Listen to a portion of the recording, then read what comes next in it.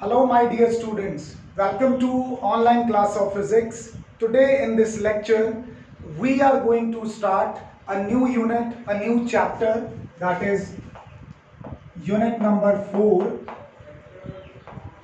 and you can say chapter number 6, and the name of the chapter is work, energy and power. Basically वो तीन चीजें जो किसी भी समाज में रेवोल्यूशन लेके आती हैं. We need to do some work, we need energy for that, we need to perform powerfully, right. अगर कहीं भी ग्रोथ होनी है तो इन चीजों की वजह से होनी है. Understood. But the concept of work in physics is quite different from your philosophical life. For example, take your case. अगर आप 3 घंटे से कुछ पढ़ रहे हो या फिजिक्स का पेपर कर रहे हो, so in physics we will not say that you are doing some work. Then how do we consider that work is being done in physics? In physics we say work is said to be done when force is applied and body is moved through some distance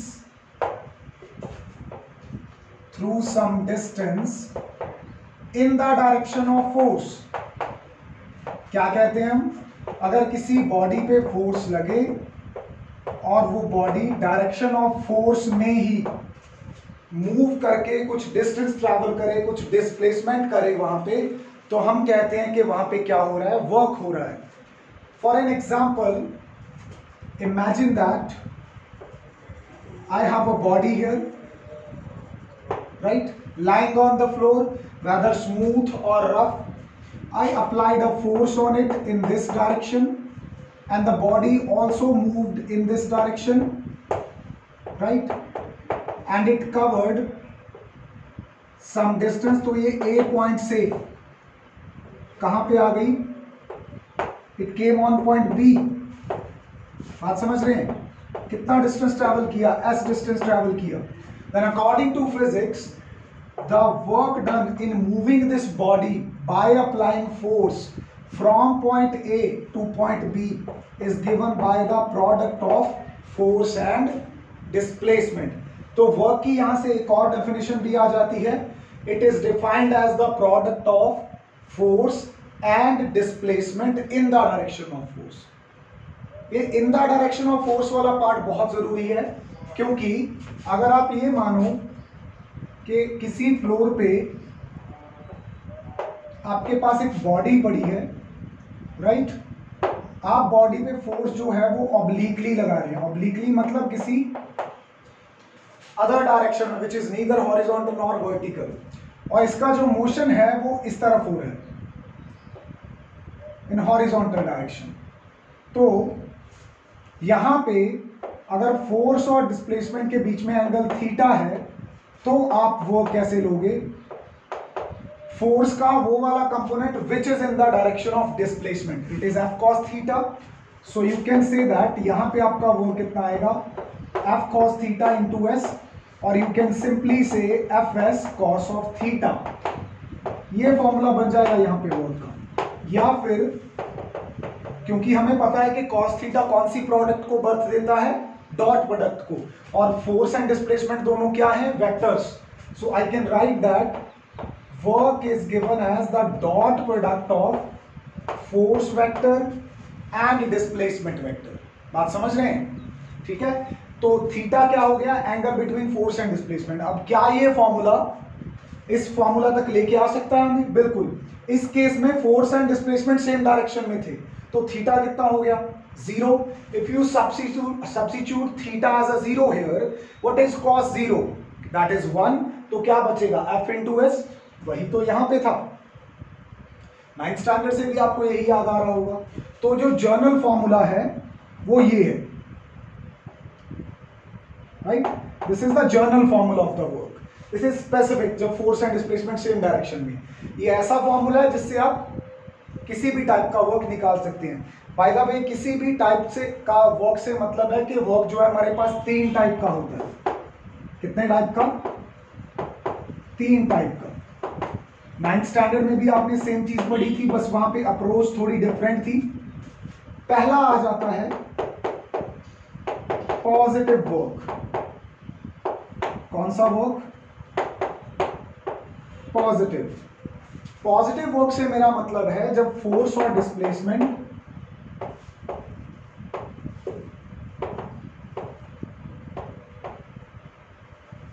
same direction में हो। Same direction से मेरा मतलब क्या है? बिल्कुल parallel नहीं, मतलब जो थीटा है उनके बीच में, that must lie between 0 to 90 degree. 0 degree के इक्वल हो सकता है बट 90 के इक्वल नहीं करना पॉजिटिव वर्क के लिए। अब ऐसी एग्जांपल्स कहाँ पे है? देखो मेरे सामने कोई अलमीरा पड़ी है, उसको पुश करके मैं उधर को लेके जाता हूँ, तो मैं फोर्स भी उसी डायरेक्शन में लगा रहा हूँ, अलमीरा भी उसी डायरेक्शन में जा रहा है, तो they are going in same direction. तो ये कौन सा वर्क हो गया? पॉजिटिव वर्क हो गया। आप किसी बुक को जमीन से उठाते हो तो आप क्या लगाते हो? उस पर मस्कुलर फोर्स लगाते हो। मस्कुलर फोर्स आप किधर को लगाते हो? ऊपर को। नोटबुक्स भी किधर उठती हैं? ऊपर को उठती हैं, तो force and displacement are same direction. तो वो कौन सी एग्जांपल हो गई? पॉजिटिव वर्क की। किसी गाड़ी का इंजन है, फॉरवर्ड डायरेक्शन में फोर्स लगाता है, गाड़ी भी फॉरवर्ड डायरेक्शन में जाती है, तो वो कौन सा वर्क हो गया? पॉजिटिव वर्क हो गया। राइट? ये सारी एग्जांपल्स किसकी हैं? पॉजिटिव वर्क की हैं। If I talk about the second type, it is negative work. What is negative work? जब फोर्स और डिस्प्लेसमेंट क्या हो? Force and displacement are opposite, are in opposite direction. जब वो किस में है? अपोजिट डायरेक्शन में। अपोजिट डायरेक्शन में होने का मतलब है कि फोर्स और डिस्प्लेसमेंट में जो एंगल है वो 90 से लेके 180 के बीच में, राइट? 90 डिग्री से ज्यादा 180 डिग्री तक, तो उस वर्क को हम क्या कहते हैं? नेगेटिव वर्क कहते हैं। एग्जांपल के तौर पे जब मैं इस ब्लॉक को उस तरफ खिसका रहा था, लेट्स से इस ब्लॉक को मैं उस तरफ खिसका रहा था एफ फोर्स लगा के, लेकिन जो फ्रिक्शन फोर्स है वो तो अपोजिट डायरेक्शन में लग रही थी, और ये बॉडी जा भी किस तरफ रही थी? उस तरफ जा रही थी। तो अगर आप ध्यान से देखो, ये जो एफ पुनीत है, means applied by me, it is in this direction, और मोशन भी किसी डायरेक्शन में, उस डायरेक्शन में। तो मेरे द्वारा किया गया काम क्या है? पॉजिटिव है। But look at the force of friction, it is acting in this direction and the body is moving in that direction, so the work done by friction is negative, क्योंकि फोर्स और displacement opposite direction में है। आपने floor से किताबें उठाई थी, the work done by your muscular force is positive, but think of the force of gravity, it is acting downward and you are pulling, you are taking the book upwards, तो force of gravity और displacement opposite direction में हो गए, तो work done by gravity उन books पे क्या है? नेगेटिव है। बात समझ रहे हैं? जब आप किसी मूवी में या किसी रियल सिचुएशन में देखते हो कि कोई पर्सन कुएं से पानी खींच रहा है, राइट? तो वो जो वर्क डन अगेंस्ट ग्रेविटी होता है, ग्रेविटी नीचे को खींचना चाहती है उस बाल्टी को, पर्सन ऊपर को खींच रहा होता है, तो वो मतलब जो डिस्प्लेसमेंट है वो ऊपर को होती है, तो वर्क डन अगेंस्ट ग्रेविटी भी वहां पे क्या होता है? नेगेटिव होता है। वर्क डन बाय ग्रेविटी भी क्या होता है? नेगेटिव। सो नेगेटिव वर्क की ये एग्जांपल्स हो गई। एक तीसरी टाइप का वर्क आ जाता है, आपने यहां पे देखा होगा 0 से लेके 90 से कम, 90 से लेके 180 तक। किसी का सवाल यहां पे ये हो सकता था कि सर 90 पे क्या हुआ? ठीक है, what will happen at 90 degree? तो 90 डिग्री पे क्या होना है उसको देख लेते हैं। What is the value of cos 90? What is the value of cos 90? That is 0.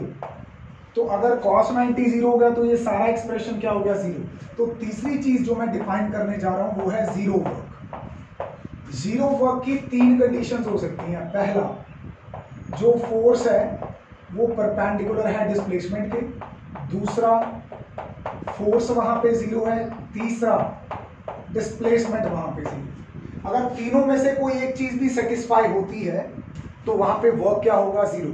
Example के तौर पे ये बोर्ड जो है अभी दीवार पे लगा हुआ है, अगर इस दीवार को मैं पुश करने की कोशिश करूँ, I am applying certain force on it, you have to believe me, I swear. तो मैं जब इस पे फोर्स लगा रहा हूँ, इज द बोर्ड और the wall moving? Not at all, so displacement is zero. If displacement is zero, the whole work becomes zero, right? I'm not applying force on anything. In the absence of force, no work will happen, no work will occur. तो अगर force zero है तो भी work क्या हो जाएगा? Zero. तीसरी condition जो कि सबसे दिलचस्प है, सबसे इंटरेस्टिंग है, जब फोर्स और डिस्प्लेसमेंट एक दूसरे के क्या हो? परपेंडिकुलर हो, उस केस में भी जो वर्क डन होता है जीरो। अब इमेजिन करो कि एक कुली है, ये क्वेश्चन 9th स्टैंडर्ड में बहुत करते थे, तो उसने कुछ सूटकेस को अपने सिर पे रखा हुआ है, तो उस पे या तो वो मस्कुलर फोर्स लगा रहा है ऊपर को, ठीक है, कुली, या फिर इस पे फोर्स ऑफ ग्रेविटी लग रही है नीचे को, और इसकी डिस्प्लेसमेंट किधर को हो रही है? इस तरफ को।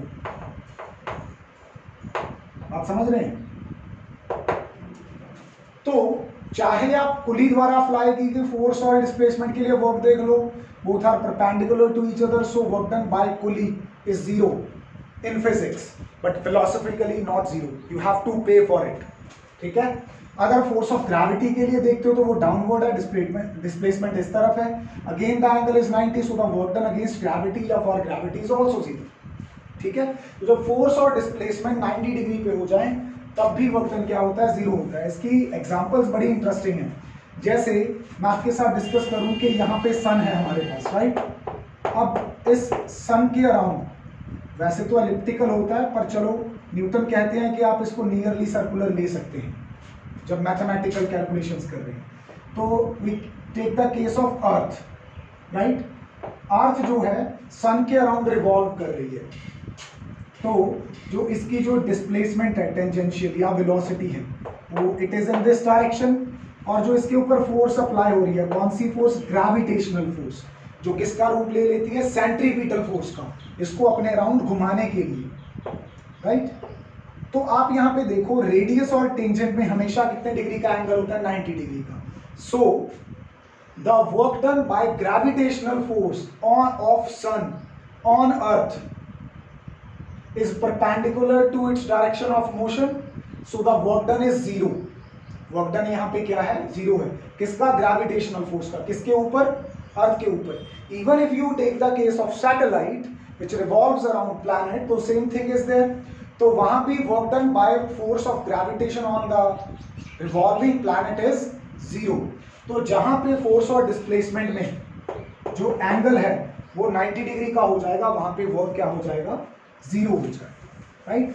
सो I think the concept of work is quite intuitive, quite easy to understand, and I hope you have grasped it. चलिए अब वर्क की यूनिट्स के बारे में बात कर लेते हैं, डायमेंशंस के बारे में बात कर लेते हैं। सबसे पहले अगर मैं यूनिट्स की बात करूं, यूनिट्स ऑफ वर्क, तो यहां भी मेरे पास दो तरह की यूनिट्स है, हालांकि दूसरी टाइप हम बहुत कम इस्तेमाल करते हैं। The first one is absolute work, right? The absolute units, not work. Absolute units, and the other one are gravitational units. अब आप शायद समझ गए होंगे कि मुझे gravitational units क्यों लेनी पड़ी। क्यों लेनी पड़ी? क्योंकि वर्क जो होता है वो फोर्स इनटू डिस्प्लेसमेंट है। Am I right? Let me take the case of positive work. तो जो फोर्स है उसकी यूनिट्स दो तरह की हैं, तो इसी वजह से वर्क की भी दो तरह की हैं। तो एब्सोल्यूट यूनिट्स में अगर मैं एसआई सिस्टम में देखूं या सीजीएस में देखूं तो क्या बनेगा? फोर्स की यूनिट होती है न्यूटन, फोर्स की यूनिट क्या होती है? न्यूटन, और डिस्प्लेसमेंट की क्या होती है? Metre, right? तो यहां पे जो एसआई यूनिट है वो क्या बनेगी? जाउल, क्योंकि जाउल ने सबसे ज्यादा इसके बारे में हमें दिया था बता के। तो 1 joule is equal to 1 newton into 1 metre. So the SI unit of work is joule.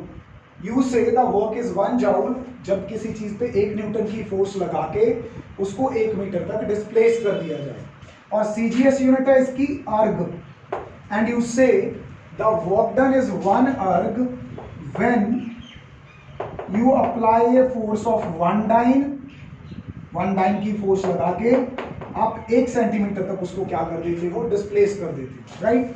So 1 erg is equal to 1 dyne into 1 centimetre. आपस में अगर इनका कन्वर्जन देखो तो हमने यूनिट्स एंड डायमेंशन में पढ़ लिया है, या आप डायरेक्टली भी याद रख सकते हैं इसको। न्यूटन में कितने डाइन होते हैं, 1 लाख, मीटर में सेंटीमीटर कितने होते हैं, 100। तो ये बन गया 10⁻⁷ अर्ग, यानी कि 1 करोड़ अर्ग। 1 जूल में 1 करोड़ अर्ग होते हैं, राइट। अब अगर ग्रेविटेशनल सिस्टम की बात की जाए, ग्रेविटेशनल यूनिट्स की बात की जाए, तो यहाँ पे जो एसआई सिस्टम है, इस एसआई सिस्टम के अंदर जो यूनिट है इट इज किलोग्राम मीटर। क्या है, किलोग्राम मीटर। ये कहोगे कि ये तो सर पहली बार सुना। देखो बेटा, 1 किलोग्राम मीटर का मतलब है कि जब आप 1 किलोग्राम वेट या फिर 1 किलोग्राम की फोर्स लगा के उसको 1 मीटर तक मूव कर दो। अभी आपको ऑलरेडी पता है कि 1 किलोग्राम वेट या 1 किलोग्राम फोर्स का मतलब 9.8 न्यूटन होता है। उसको कितना वर्क मानोगे आप, 1 किलोग्राम मीटर मानोगे। सीजीएस यूनिट जो है वो क्या है, इट इज ग्राम मीटर्स। क्या है, gram metre. The work is said to be 1 gram metre जब आप 1 ग्राम वेट या फिर 1 ग्राम फोर्स लगा के किसी चीज को 1 सेंटीमीटर तक मूव कर देते हो। You say the work is 1 gram metre. अब 1 ग्राम वेट या 1 ग्राम फोर्स आपको पता है कि 980 डाइन्स के बराबर होती है।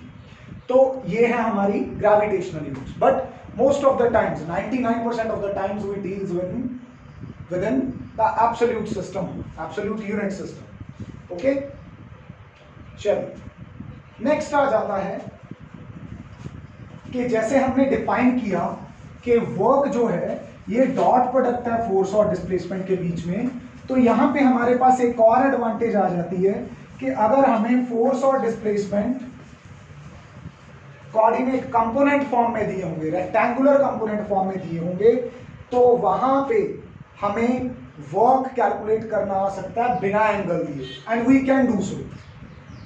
तो यहां पे मैं लिखूंगा work in rectangular components. Rectangular components की फॉर्म में वर्क कैसे डिफाइन करेंगे? We know that work is the dot product of force vector and displacement vector. Also we know that in terms of components, force can be given as Fx component in I cap direction, Fy component in J cap direction, and Fz component in K cap direction. Also, displacement vector is given as Sx component in I cap direction, Sy component in J cap direction, and Sz component in K cap direction. अगर ये values आप यहां substitute करके उनकी dot product करवाने की कोशिश करो, Fx I cap, Fy J cap, Fz K cap with dot product किसके साथ, Sx I cap, Sy J cap, Sz K cap. तो I कैप की डॉट I कैप के साथ ही करने का फायदा, बाकियों के साथ तो जीरो रिजल्ट आएगा। इसका मतलब वर्क यहाँ पे क्या बन जाएगा, Fx Sx, J कैप को J कैप के साथ ही करने का फायदा है, Fy Sy Fz Sz। तो ये हमारे पास किसका एक्सप्रेशन आ जाएगा, वर्क का। यानी कि सबके आई कैप के, F और S के आई कैप के कंपोनेंट्स का प्रोडक्ट कर दो, F और S के J कैप के कंपोनेंट्स का प्रोडक्ट कर दो, F और S के K कैप के कंपोनेंट्स का प्रोडक्ट कर दो, उन प्रोडक्ट्स को आपस में जोड़ दो। This will give you the total work. हम इसके साथ का एक न्यूमेरिकल करेंगे, but before that I would like to discuss the graphical representation of work, और ग्राफ से वर्क कैसे कैलकुलेट करना है वो सिखाऊंगा। तो यहां पे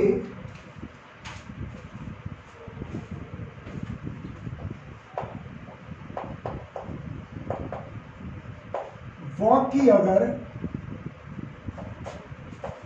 ग्राफिकल रिप्रेजेंटेशन की बात की जाए तो दो केस उठते हैं। पहला केस क्या है, जब फोर्स हमारे पास क्या हो, कांस्टेंट हो। जब फोर्स कांस्टेंट होगी तो इस केस में अगर आप फोर्स और डिस्प्लेसमेंट का ग्राफ बनाने की कोशिश करोगे तो फोर्स तो कांस्टेंट है, कुछ भी, या तो ऐसा ग्राफ आ सकता है, ठीक है। तो अगर आप ये मान के चलो कि बॉडी यहां से लेके यहां तक मूव की है, मींस S1 से लेके, या इस तरफ अगर डिस्प्लेसमेंट है x1 से लेके x2 तक मूव की है, तो उसने ये एरिया कवर किया है। अगर इस ग्राफ का एरिया कैलकुलेट करूं मैं तो वो क्या होगा, let me give it a name, ABCD। So area होगा इसका लेंथ इंटू ब्रेड्थ, सो AB और AD into AB, right, AD into AB। What is AD? That is force. What is AB? That is this displacement x2 minus x1, final position minus initial position. तो ये क्या देती है आपको, displacement. F into S क्या देता है, work. यानी कि अगर आप फोर्स डिस्प्लेसमेंट ग्राफ का एरिया कैलकुलेट कर देते हो तो आपके पास क्या आ जाएगा, वर्क आ जाएगा। अगर वो फोर्स कांस्टेंट है तो एरिया सिंपल ज्योमेट्री से कैलकुलेट हो सकता है, जो कि हम 10th तक पढ़ते आए हैं। अनदर केस अराइजेस जहां पे आपको एडवांस टूल्स की जरूरत पड़ती है, वो केस 2 है। उस केस में हमारे पास क्या है, जब फोर्स क्या हो, जब फोर्स हमारे पास क्या हो, वेरिएबल हो। तो फोर्स वेरिएबल होगी तो क्या होगा, अगर फोर्स वेरिएबल होगी तो यू कैन सी कि जो फोर्स और डिस्प्लेसमेंट का ग्राफ होगा वो कुछ भी हो सकता है। Let's say the force is variable, तो कुछ इस तरह से चल रहा है। तो अगर मैं ये मानूं कि यहां से स्टार्ट हुआ था x1 पोजीशन से और यहां तक आया, कहां तक, x2 पोजीशन तक, तो मुझे इस पोर्शन का एरिया निकालना है। अब इस पोर्शन का एरिया निकालने के लिए मैं इसके छोटे छोटे टुकड़े कर देता हूं, कर दिए। क्या बन गई, रेक्टेंगुलर स्ट्रिप्स बन गई। एक स्ट्रिप का एरिया, दूसरी का एरिया, तीसरी, चौथी, ऐसे सभी का एरिया निकाल के ऐड कर दूं, ठीक है। फिर आपके मन में आएगा कि सर आपने 5 स्ट्रिप्स बनाई है, मैं तो 10 बनाऊंगा। कोई तीसरा उठ के कहे मैं 15 बनाऊंगा। क्या इसकी कोई गिनती है कि कितनी स्ट्रिप्स बना सकते हैं? नो। बट एक बात पक्की है, जितनी छोटी स्ट्रिप्स बनाएंगे उतना ये लाइन जो है, उतना ये जो कर्व है, इसका स्ट्रेट पोर्शन मिलता जाएगा, उतना ज्यादा एक्यूरेटली निकाल पाएंगे। तो जब बहुत अनकाउंटेबल चीजें हो जाए, जिनकी गिनती की कोई लिमिट ही नहीं है, जिसपे कोई गिनती का कोई लिमिट नहीं लगता, तो वहां पे बजाय हम इनको ऐड करने के क्या कर देते होते हैं, इंटीग्रेट कर देते होते हैं। क्या कर देते होते हैं, इंटीग्रेट। फोर्स वेरी कर रही है किसके साथ, डिस्प्लेसमेंट के साथ। तो कहां से लेके कहां तक, x1 से लेके x2 तक। तो अगर आप इसको इंटीग्रेट कर देते हो तो फोर्स इनटू डिस्प्लेसमेंट अगेन आपके पास क्या आ जाता है, वर्क आ जाता है। यानी कि ये बात पक्की है कि जहां पे मुझे फोर्स वेरिएबल दी होगी वहां पे मैं इंटीग्रेशन करके एरिया निकाल दूंगा। एरिया निकाल के मेरे पास क्या आ जाएगा, वर्क आ जाएगा। अगर कोई डेफिनेट ज्योमेट्री होगी, कंसोलिडेट वहां पे फिगर बनेगी, एक ज्योमेट्रिक फिगर बनेगी जिसके फॉर्मूलाज हो ना, तो वहां पे सिंपली आप उसका एरिया निकाल दो। दोनों ही चीजें आपको क्या देंगी, वर्क देंगी। अभी वर्क का कॉन्सेप्ट हमारे पास खत्म होता है। इस कॉन्सेप्ट को और अच्छे से आपको रियलाइज करवाने के लिए मैं कुछ 3-4 अच्छी न्यूमेरिकल प्रॉब्लम्स लूंगा इसकी, then we will sign off. मैं सिर्फ स्टेटमेंट रीड करूंगा, पर्टिकुलर्स बताऊंगा आपको, आप मेरे साथ सीखिए। पहली स्टेटमेंट रीड करता हूं, a gardener pushes a lawn roller through a distance of 20 metre. एक माली है जो कि किसी लॉन मूवर को 20 मीटर तक चला के लेके जाता है, यानी कि उसकी डिस्प्लेसमेंट दे रखी है 20 metre. If he applies a force of 20 kilogram weight, force दे रखी है कितनी, 20 kilogram weight. In a direction inclined at 60 degree to the ground. Ground से कितने डिग्री पे? 60 डिग्री पे। Find the work done, take g as 9.8। Work done find out करो। सबसे पहली बात तो इस फोर्स को न्यूटन्स में बदलना पड़ेगा। जब जी की वैल्यू 9.8 होती है तो 1 किलोग्राम वेट में 9.8 न्यूटन होती है, तो 20 में निकालने के लिए मैं उसको 9.8 से मल्टीप्लाई कर दूं, राइट। यहां से इसकी वैल्यू किस में आ जाएगी? It will be newtons. तो वो किसके बराबर होता है? F cos of theta. So I just need to substitute 20 into 9.8 into what is displacement, that is 20, and cos of force और डिस्प्लेसमेंट के बीच में एंगल कितने का है? 60 डिग्री का। तो cos of 60, so 20 into 98/10 into 20 into 1/2। ठीक है, आप इसको 10 2 20 कैंसिल कर सकते हैं। इसको जब आप सॉल्व करेंगे you are certain to get 1960 joules. तो बहुत ही सिंपल न्यूमेरिकल था, इस तरह से वर्क फाइंड आउट कर सकते हैं। चलिए अगली प्रॉब्लम लेता हूं मैं यहाँ पे।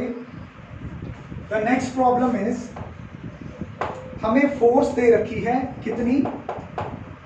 ये रेक्टेंगुलर कंपोनेंट्स में दे रखी है i cap plus 5j cap plus 7k cap, और उसके साथ डिस्प्लेसमेंट दे रखी है कितनी? 6i cap plus 9j cap, sorry 9k cap. हमें निकालने के लिए बोला यहाँ पे वर्क। अब हमें पता है कि ये वेक्टर फॉर्म में, कंपोनेंट फॉर्म में दे रखी हैं, तो इसका फॉर्मूला होता है W is equal to F vector dot S vector, यानी कि इनकी डॉट प्रोडक्ट करवानी है।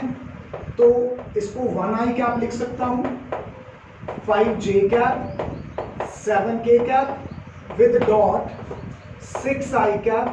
अब देखो यहाँ पे j कैप नहीं है, लेकिन मैं अपनी मर्जी से 0j कैप तो लगा सकता हूँ ना, which is not going to fetch anything. और साथ में क्या आ जाता है? 9k cap. चलिए अब i कैप को i कैप के साथ डॉट मल्टीप्लाई 1 इंटू 6, राइट, फिर प्लस 5 इंटू 0, j कैप के कंपोनेंट्स को आपस में प्रोडक्ट, 7 इंटू 9, कितना बन जाएगा ये? 6 प्लस 0 प्लस 63, कितना आ जाएगा ये? 69 जूल। तो अगर आपको ये कंपोनेंट फॉर्म में गिवन है तब भी आप जो वर्क है आसानी से कैलकुलेट कर सकते हैं। चलिए अगले सवाल पे चलते हैं। अगले सवाल में हम ग्राफिकल मेथड का एक सम सॉल्व करेंगे। एक बॉडी है जो A टू B मूव करती है under the action of a force varying in magnitude. यहाँ पे फोर्स वेरिएबल है, और obtain the work done, force is expressed in newtons and displacement is in meters। एक ग्राफ दे रखा है हमें बना के, let me draw that graph for you। ये हमारा फोर्स एक्सिस है और ये डिस्प्लेसमेंट एक्सिस है, राइट। पहले मैं जरा इसका स्केलिंग मार्क कर लेता हूं, ठीक है।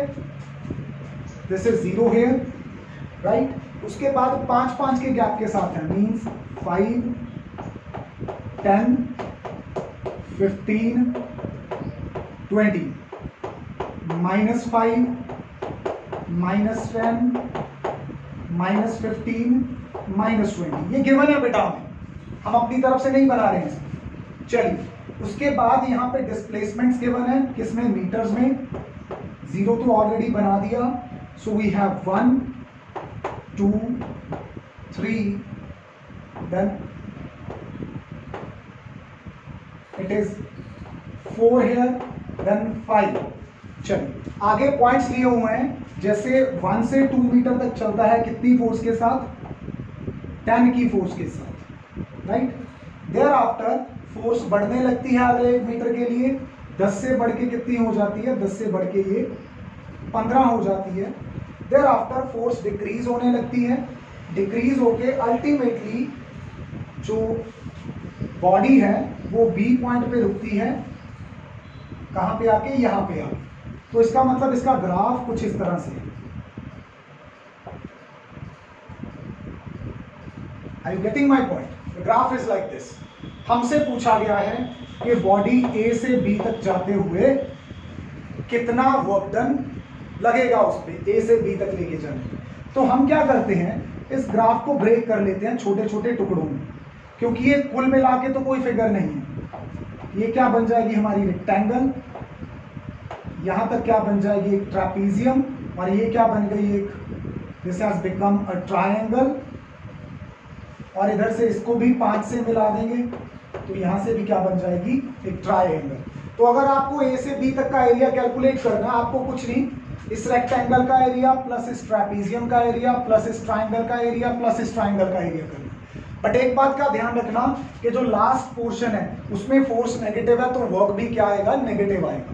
तो यहां पे टोटल वर्क निकालने के लिए पहले इतने से पोर्शन का एरिया निकालते हैं। अब रेक्टेंगल का एरिया क्या होता है, लेंथ इनटू ब्रेड्थ। इसकी लेंथ आप कितनी लोगे, 1 से 2 यानी कि 2 - 1, और इसकी लेंथ कितनी लोगे आप, 10, फोर्स 10 लग रही है ना, ये देखो, और ये कितना है 2 - 1 प्लस, उसके बाद इस ट्रेपीजियम की बात करते हैं जिसमें half into sum of parallel sides.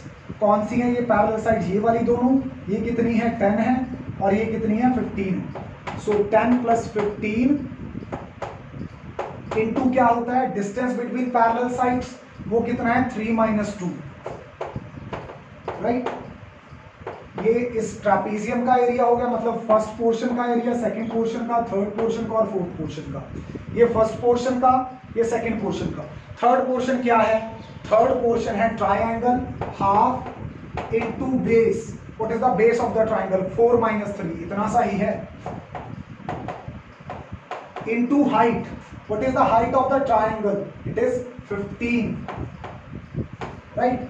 और अब आ जाते हैं चौथे पोर्शन पे। चौथा पोर्शन नेगेटिव सेंस में है नीचे, तो इसका एरिया तो माइनस होगा, राइट। अब ये भी ट्रायंगल है, तो हाफ इनटू बेस कितना है 5 - 4, और हाइट कितनी है, हाइट इसकी है -15, या सिंपली आप क्या लिख दो 15 लिख दो, क्योंकि माइनस तो आपने आगे लगा ही दिया। अब इसको सॉल्व करें अगर, तो क्या बनेगा 1 × 10, 10, यहां से हो जाएगा 25 × 1/2 यानी कि 25/2, प्लस यहां पे 4 - 3 कितना आ गया 1 यानी कि 15/2, यहां आएगा -5 - 4 1 यानी कि 15/2। तो लास्ट वाली टर्म्स तो कैंसिल ही हो गई। इसको अगर आप सॉल्व करो तो 45/2 बनता है, 45/2 अल्टीमेटली कितना बनता है 22/5 जूल। तो ए से बी तक लेके जाने में नेट वर्क डन हमने इतना किया है। सिंपल है ना। चलिए अल्टीमेटली लास्ट न्यूमेरिकल पे चलते हैं, जहां पे आपको इंटीग्रेशन का तरीका भी सिखा देता हूं।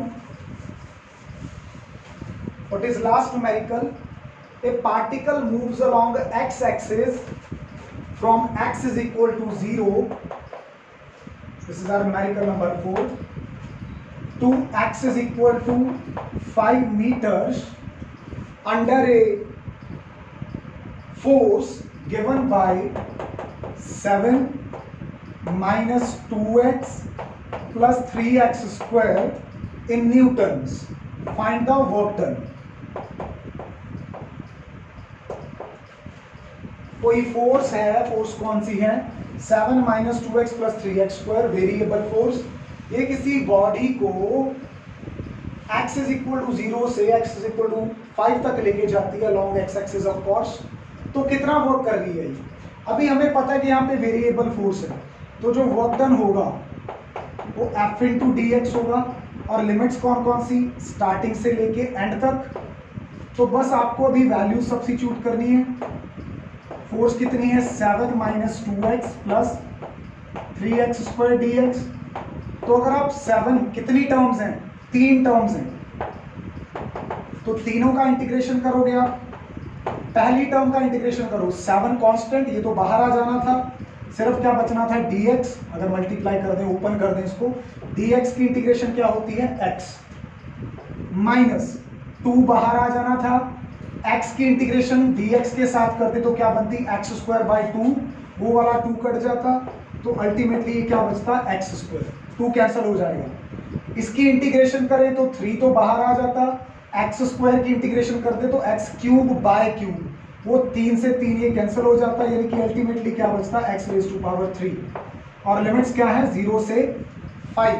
तो पहले आप तीनों के अंदर अपर लिमिट पुट करेंगे माइनस, फिर तीनों के अंदर लोअर लिमिट पुट करेंगे, यानी कि ब्रैकेट के अंदर एक और ब्रैकेट, पहले वेरिएबल की जगह अपर लिमिट, यानी कि 7 × 5 -5 का स्क्वायर प्लस 5 का क्यूब कर दिया आपने, ब्रैकेट क्लोज, माइनस अब लोअर लिमिट पुट करो सब में, यानी कि 7 × 0 -0² plus 0³ bracket close, square bracket close. इसको सॉल्व करो, दिस विल बिकम 35 -25 प्लस 125, ये तो सारा 0 ही बनना है। इसको जब हम यहां से सॉल्व कर लेते हैं तो जो नेट आंसर हमारे पास बचेगा that will be 135 joule, right. So this is all about the concept of work, इतना ही इजी था, right. This is all for today, thank you.